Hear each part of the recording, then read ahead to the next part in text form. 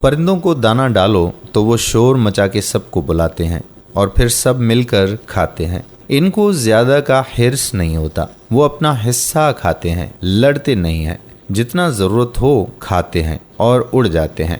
ان کو پتا ہے کہ رب تعالیٰ نے جو ان کے لیے لکھا ہے وہ ان کو اس تک پہنچا بھی دے گا۔ اگلے دن پھر اپنے حصے کی تلاش کرتے ہیں۔ ان کو پتا ہوتا ہے کہ رب تعالیٰ آج بھی جو ہمارے حصے میں لکھا ہے دے دے گا۔ اگر انسان کی بات کی جائے تو ہم انسانوں کا بس چلے تو دوسروں کی ساری خوشیاں اپنی نظروں سے ہی کھا جائیں۔ مل کر بانٹ کر کھانے سے انسانوں کو لگتا ہے کہ ان کا حصہ کم ہو جائے گا۔ ہم اپنے حصے کو چھوڑ کر دوسروں کے حصے پر زیادہ نظر رکھتے ہیں۔ ہم دوسروں کو خوش ہوتا نہیں دیکھ سکتے۔ ہمیں دوسروں کی چیزیں زیادہ اٹریکٹ کرتی ہیں۔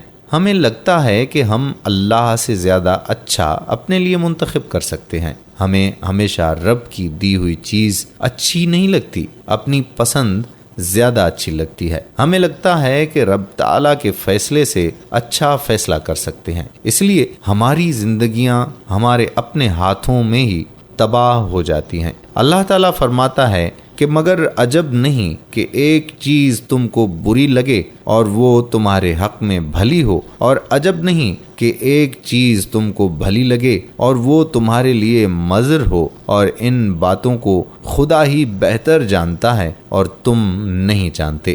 جب انسان دوسروں کی چیزوں پر زیادہ نظر رکھتا ہے تو پہلے وہ ناشکری کرتا ہے، پھر حسد، اور اس کے بعد حرام حلال کی تمیز بھول جاتا ہے۔ جو ہمارے پاتال سے بھی نکال کر ہمیں دے دیا جائے گا، اور جو نہیں ہے بھلے جتنی کوشش کر لو، پا بھی لو، ہضم نہیں ہوگا، واپس لے لیا جائے گا۔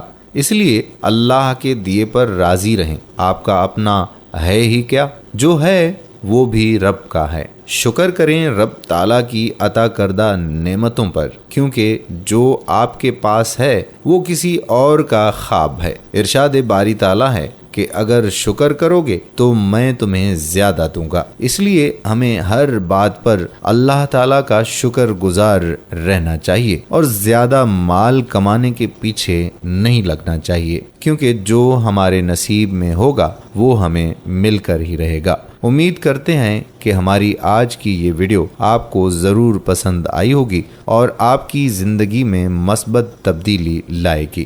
آنے والی ویڈیو تک ہم آپ سے اجازت چاہتے ہیں۔ اللہ حافظ۔